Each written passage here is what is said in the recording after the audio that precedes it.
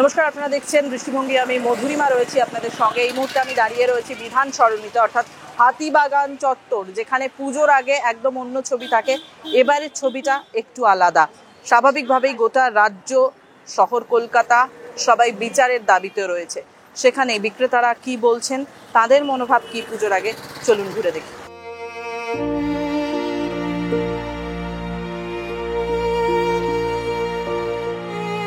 খাবো না না দেবো বলো না। এই রাস্তা দিয়ে সব মিটিং মিছিল সব তো এই রাস্তা দিয়েই যাচ্ছে, তার জন্য তো একটু তো প্রভাব পড়েছে। পয়সা দিয়ে এই নতুন নতুন সব মাল কালেকশন করছি, এবার লাগাচ্ছি, তাও সেইভাবে কাস্টমারের রেসপন্সই নেই সেইভাবে। জাস্টিস আমরাও চাইছি, এবার তার মধ্যেও যদি চতুর্দিকে রাস্তা বন্ধ হয়ে যায় সেক্ষেত্রে পাবলিক আসবে কি করে?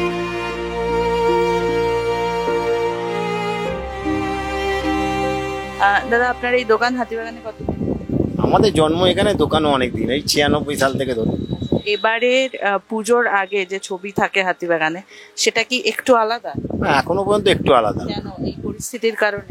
পরিস্থিতির কারণে বাজারহাট খারাপ আছে, একটু ভিড় ভাড়াক্কা কম আছে।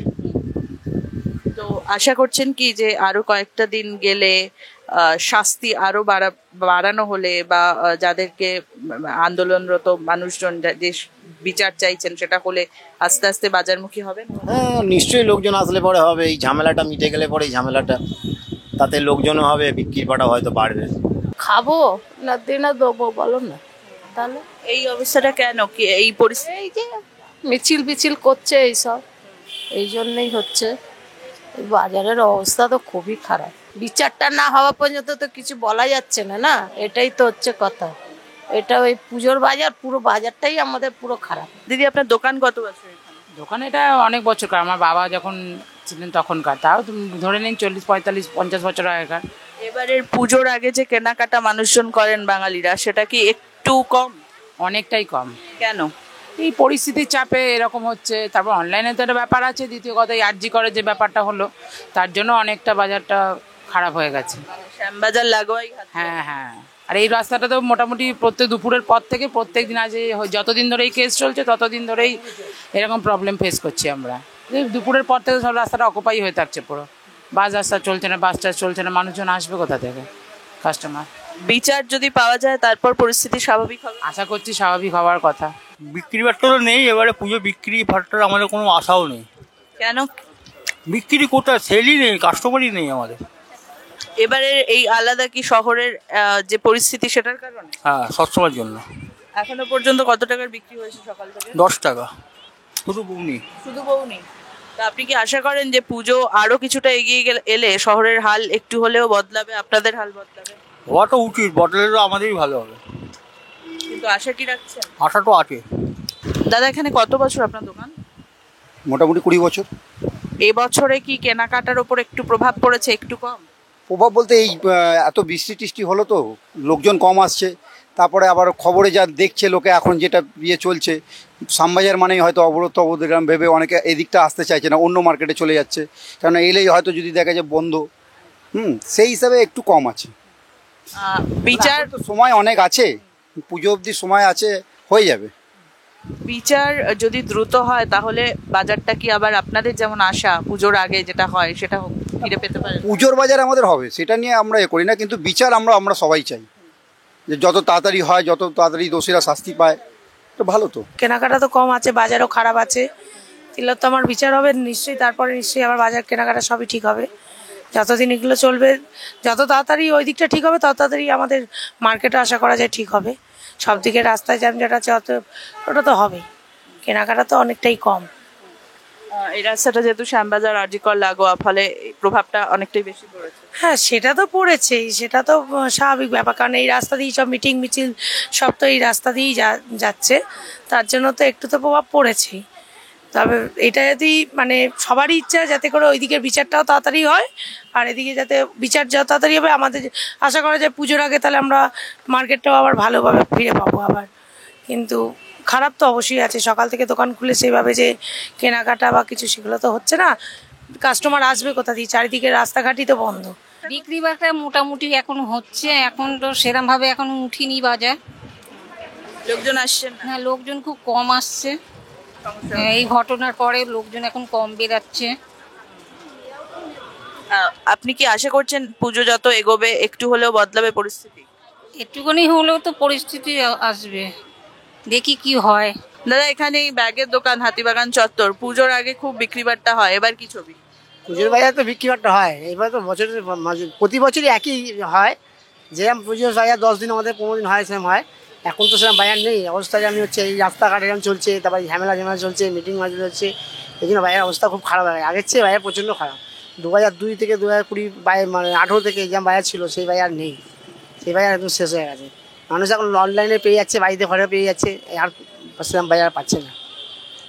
শহরের অবস্থাতে কি একটু হলেও বদলাবে কদিন পরে মনে হচ্ছে? মনে তো হচ্ছে কিছু বদলাবে, কি বদলাবে? 2024-এ এই অবস্থা, 2025-এ আরো বড়, আরো কিছু হতে পারে, আরো একটা কিছু হতে পারে। এখন 2024-এ এরকম চলছে, 2025-এ আর কি হয় ভগবান জানে।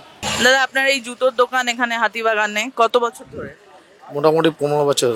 15 বছরে এবারে কি একটু কেনাকাটা কম? একটু না, অনেকটাই কম। কেন? বিগত এই আমাদের আন্দোলনটা যে হচ্ছে, তো ঠিক আছে, সবই ঠিক আছে, কিন্তু তার মধ্যে থেকে এই আমাদের এই শ্যামবাজারে 144 দ্বারা এই সমস্ত করে দেওয়া হচ্ছে। বিগত আমাদের এই রোডটার উপর দিয়ে মিছিল মিটিংয়ের সংখ্যাটা অনেক বেশি আছে, সবই ভালো, কিন্তু বাইরের যে কাস্টমাররা আগে আসতো আমাদের এখানটায় যে পুজোর আগে থেকে, সেই কাস্টমাররা তো মোটামুটি সবাই সোশ্যাল মিডিয়ায় এখন সবাই অ্যাক্টিভেট আছে, এই প্লাস খবরেও দেখাচ্ছে যেইভাবে, সের জন্য হচ্ছে অনেকটা মানে কিছুটা লোক ভয়ে সংশয় এখানে আসছে না, আর যে কি হবে না হবে হঠাৎ করে কিছু যদি হয়ে যায়, সের জন্য অনেকটাই আমাদের এটা ডাউন। লস হচ্ছে আপনাদের? লস মানে অনেকটাই লস। এবার পয়সা দিয়ে এই নতুন নতুন সব মাল কালেকশন করছি, এবার লাগাচ্ছি, তাও সেইভাবে কাস্টমারের রেসপন্সই নেই সেইভাবে। আশা করছেন যে আর কিছুটা দিন গেলে আস্তে আস্তে পরিস্থিতি যদি আশা তো করছি, কেননা আমাদের একটা বছরে এটার উপরে আমাদের নির্ভরশীল, দুর্গাপুজোর উপরটাই আমাদের পুরো এখানের হকারদের, আমার বলে না সবারই একটা আশা থাকে একটা, যে আমাদের ব্যবসা ভালো হবে, কেননা আমাদের সারা বছর ব্যবসা সেইভাবে হয় না।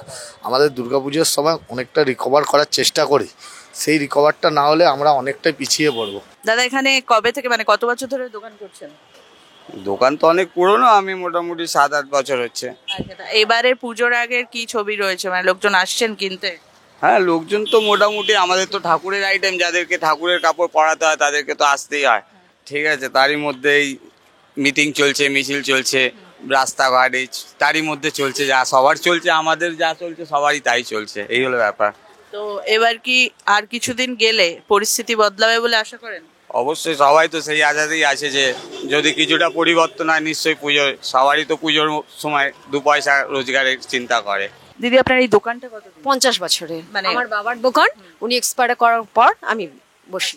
তো এই এবারের পুজোর আগে যে কেনাকাটা মানে অর্নামেন্টস নিয়ে যে হুজুক থাকে বা সবকিছু নিয়ে, এবারের মার্কেটের অবস্থা প্রচন্ড খারাপ। কেন? এই মিটিং মিছিল করে করে জাস্টিস করে করে একদম খুবই খারাপ অবস্থা, মানে বউনিবারটা করা টাফ হয়ে যাচ্ছে। তো এই জাস্টিস তো সারা শহরই চাইছে, হয়তো জাস্টিস আমরাও চাইছি, এবার তার মধ্যেও যদি চতুর্দিকে রাস্তা বন্ধ হয়ে যায় সেক্ষেত্রে পাবলিক আসবে কি করে, কাস্টমার আসবে কি করে, বাস ট্রাম সবই তো বন্ধ।